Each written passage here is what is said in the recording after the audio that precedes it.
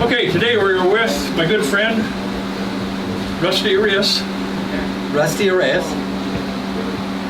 From Walnut Grove, California. Lives right on the Sacramento River. One of the most beautiful homes, probably, I think, possibly the most beautiful home in Northern California. Certainly, you're kind. The top you're of kind. it. That's very subjective. So Rusty's owned Miss 102 for approximately 10 years, I believe, and I've kind of been not involved. I mean, I've seen the boat over that period of time, and he's taken her from a boat to a stunning piece of artwork, and it's just absolutely beautiful. So Rusty can tell you more about it. I moved out to Walnut Grove, and there was a Chris Craft Condi, a 56-foot boat, that did a pivot right in front of the public dock.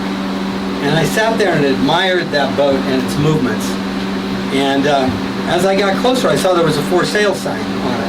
So I went, asked them what it was for sale for, and they told me $140,000, which was a lot of money for me in those days, but it seemed like a reasonable price for that much boat. And as I researched the boat more and more, I found that it had been for sale for a long time, and that it had a lot of difficulties, a lot of problems, and everybody recommended to me that I shouldn't buy it. So I was roller skiing a few weeks later, and I saw the first Stephens boat that I ever remember, a boat called Sea Witch. It was owned by a guy named Larry Haslam. Right. I always called him Larry Stephens. He knew where every Stephens boat was on the West Coast. He did.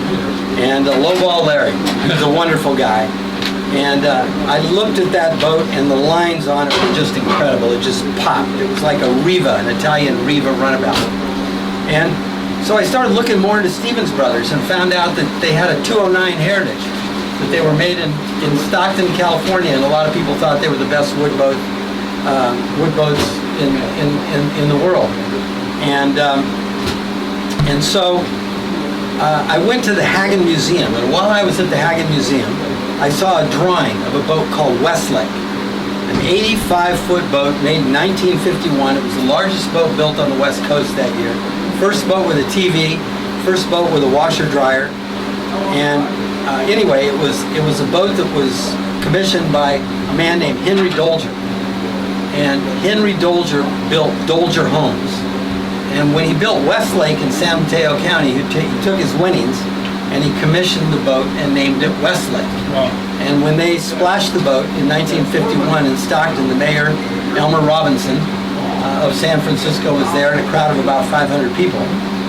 And Dolger, his homes never reached, the fame of Eichler's, but they're kind of right behind. There were homes for working people after the war, sold for $11,000 to $14,000, 2 bedrooms, bathroom above the garage, and he built about 16,000 of them.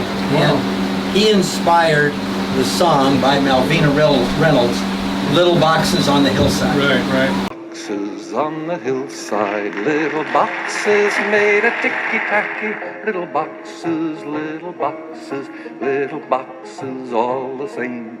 There's a green one and a pink one and a blue one and a yellow one, and they're all made out of ticky-tacky, and they all look just the same. Anyway, so I fell in love with the drawing and the lines of that boat, and I looked for it for 9 months. I had 2 congressional staffs, and finally one of the Classic Yacht Association members, George Amenko, who I'm looking at right now, introduced me to the Commodore of the National Historic Yacht Association.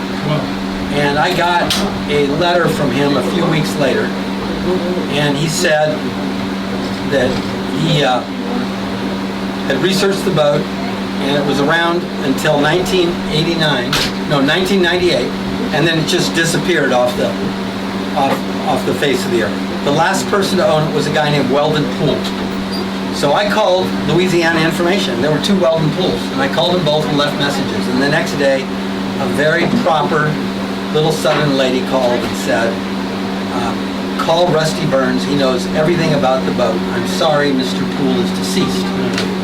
So I called Rusty Burns, and he told me all about the boat, including the sad news that they had restored it, and on its shakeout cruise, that it had caught on fire and burned to the waterline with 2,400 gallons of fuel on board, and sunk in the Gulf of Mexico. It was going from Madisonville, Louisiana, to Charlotte, North Carolina. So anyway, that's kind of how I got into it. Then George Amanko, the same man who introduced me to the Commodore of the National Historic Yacht Association, said there's another boat that looks just like Westlake. It's just a little smaller, and it's in San Francisco. And so I went over there, and this boat was there, Miss 102. It's 60 feet instead of 85, and it was in a slip there. 2 years later, I was able to buy it. Wow. And that's how I got into the Stephens boats. And it's been a real love affair ever since. She is certainly beautiful. Rusty, you told me about your Art Deco mirror here. Didn't you have that commissioned, or? I did. I actually knocked it off of our boat in Southern California. Oh, okay, yeah. And this sofa. I had a picture of a sofa that looked very much like this, but I didn't know which boat it was on. And I looked and looked and looked and never could find it. I hired a designer to draw this sofa for me. And about 2 weeks into the design work, I got a call from the Hagen Museum who said there's a guy in Southern California that has a boat that we recommended to him that you buy. And it's a boat called Joie. And I had been trying to see that boat for 10 years, but could never make arrangements to see it. So I flew down there to see it, walked on, and there was the sofa. So I stopped the design work, bought Joie, knocked off the sofa, built it in an L shape, and that's how this ended up. The mirror was on there too, and I just thought the interior of Joie was stunning. It was designed and commissioned by a guy named Ted Bricks from Fresno, who, according to Dick Stephens, was a bit of a dilettante, but he really knew quality, and he spared no expense on Joie. And the interior of that boat is one of the nicest I've ever seen. So you're one of the biggest Stephens collectors there is right now. I believe you have Joie, Miss 102, and Folly II. Well, I'm partners. I have a partner on Joie and partners on Folly, but Tonnage-wise, I think you're it. So you and your partner. Yeah, maybe. I mean, they're all fabulous boats. Yeah. They're my favorite boats, there's a lot of sayings about what boats are and 2 happy days and all those things that we've all heard too many times. But I got to tell you, I've gotten a lot of joy out of all of them. A lot of heartache, a lot of expense, but mostly joy. A lot of fun, and it's changed my life in a positive way. Very positive way. I know I drive up and down the Highway 160 along Walnut Grove frequently, so I see Miss 102 there quite a bit, and I saw Donna, another Stephens there just recently too. Yeah. So I always admire your boats when I go by. Well, people like Tom Weisman and his son Brian, there's kind of the young people who are getting involved, at least Brian is, and we need their involvement to keep all this going. So it's true. Yeah, very true. Yeah. No, good. I read in a book about Larry Ellison that he said that boats had cost him 3 marriages. Fortunately, it hasn't cost me one yet. And I inquired with Dick Stephens one day. I said, Dick, tell me about wives and boats. And he said, I can't tell you anything. I don't understand it. Never have. And so I quit trying to understand that. I just I know what the limitations are, and my wife and son and daughter, we've had a lot of great times on these boats. Yeah. And, this has become a part of our family, especially this winter too. Yeah, that's wonderful. I know your son Austin. I've seen him aboard many times, and all that. Your daughter, beautiful daughter Alexis. It's just. She's in the Azore Islands right now. I heard that. Yeah, she's working for the president. The president on his campaign, and then we'll work in his office and getting 8 units of credit to USC for that. Wow. Serving as a student senator from the Azores, which she's doing virtually. Yeah, good for her. So, yeah.